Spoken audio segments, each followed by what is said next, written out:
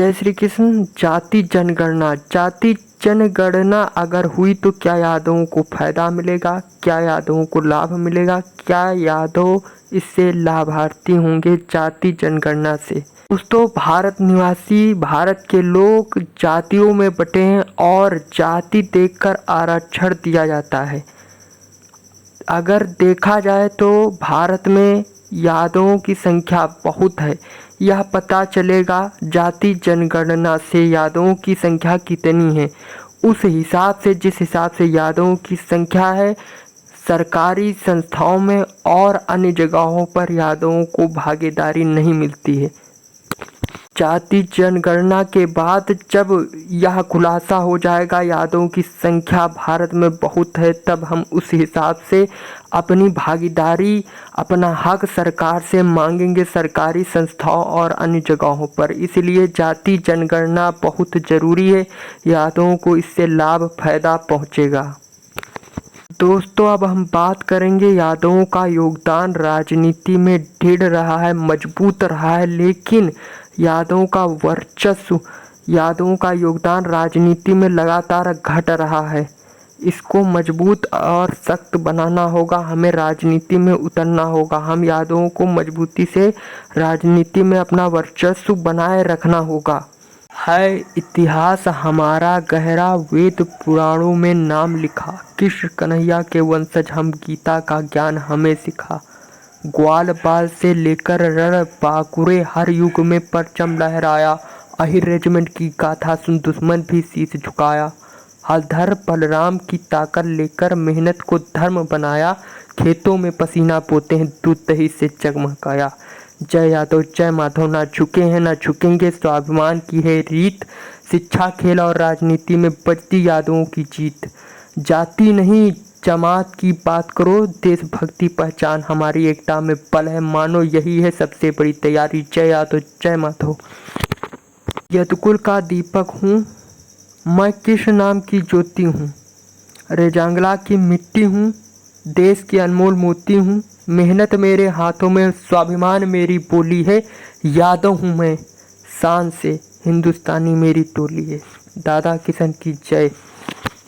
मैं यदुकुल का दीपक हूँ, वेदों में जिसका ज्ञान है। यदु राजा के वंशज हम, कृष्ण कन्हैया पहचान है।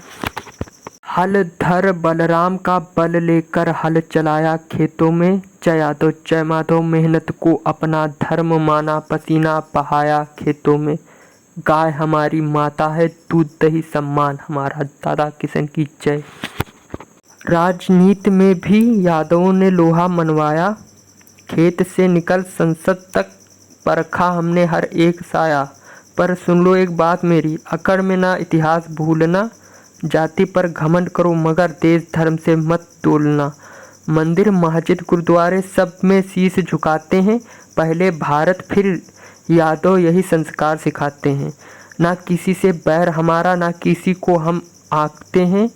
जो देश से यारी रखता हम उससे यारी रखते हैं। मेरा मकसद न लड़ना है, बस विरासत बतलानी है। शौर्य मेहनत स्वाभिमान की ये अलग जगानी है। गर्व से कहो हम यादव हैं, यदुवंशी हम कहलाते हैं। पर सबसे पहले और आखिरी में हिंदुस्तानी कहलाते हैं। जय यादव जय माधव।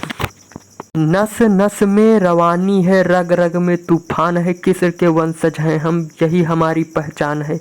मुरली की तान सुनकर गाय भी थम जाती है। आज उसी बंसी वाले के नाम से धड़कनें धड़क जाती हैं। दोस्तों, आगे बढ़कर हम चर्चा करेंगे यादवों के गौरवशाली प्रभावशाली इतिहास के बारे में। दोस्तों, यादवों का बहुत बड़ा इतिहास है, गौरवशाली प्रभावशाली वीरतापूर्ण अविश्वसनीय। दोस्तों, उसी में है राजा राव तुलाराम जी का जिक्र। अहिर नरेश राजा राव तुलाराम जी 1857 का पाकी रेवाड़ी से बुकुल बजा दिल्ली कूच कर गया। दोस्तों, राजा राव तुलाराम जी ने अंग्रेजों को, रेवाड़ी जिले हरियाणा का एक जिला है रेवाड़ी, वहाँ से खदेड़ दिया था अंग्रेजों को। और अगर भारत में गद्दार राजा न होते तो राजा राव तुलाराम जी की अगुवाई में 1857 को ही देश आज़ाद हो जाता। रेजांगला याद है तुमको? याद है रेजांगला तुमको?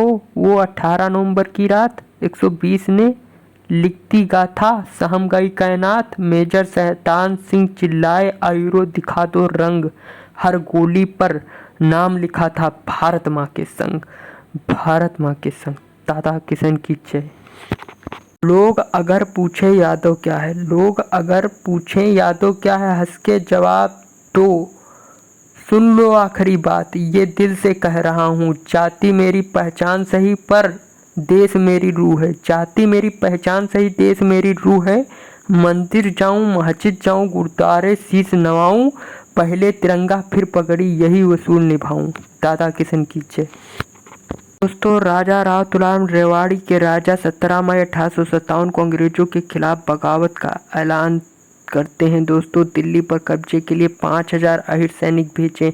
नसीबपुर युद्ध की लड़ाई की जिक्र कर रहे हैं। 16 नवंबर 1857 को नसीबपुर युद्ध लड़ा राजा राव तुलाराम और प्राण सुख यादव ने सहयोग दिया था।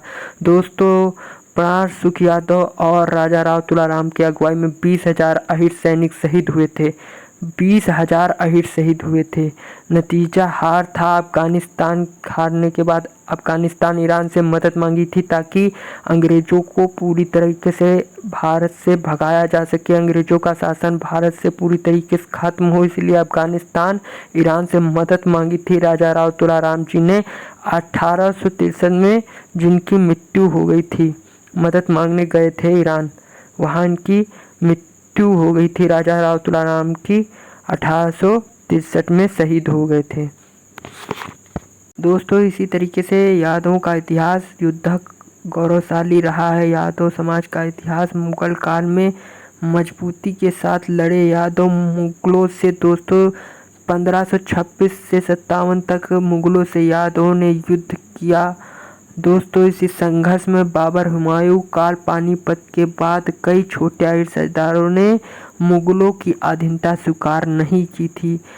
लगान वसूली पर झगड़े चलते रहे। दोस्तों, 1856 5 अकबर काल नारनौल के अहिर राजा राव नूनकरण हो और राव तुलीराम ने अकबर से दोस्ती की। बदले में राव की उपाधि और जागीरें मिली। आईने एकबरी में अहिरवाल को अच्छा घोड़सवार इलाका बताया गया। दोस्तों, औरंगजेब काल में टकराव बढ़ा। जजिया कर और मंदिर तोड़ने के विरोध में रेवाड़ी नारनौल के अहिरों ने कई बार बगावत की। 1672 में सतनामी अहिरों का बड़ा विद्रोह हुआ। दोस्तों, इस प्रकार से मुगलों के खिलाफ यादव लड़ते रहे। दोस्तों, 1526 से 1857 तक यादव ने मुगलों से लड़ाई ली। मुगलों के बाद अंग्रेजों से यादवों ने लड़ाई ली। यह जिक्र करता है कि यादवों का कितना बड़ा गौरवशाली युद्धक प्रभावशाली इतिहास रहा है। दादा किशन की जय।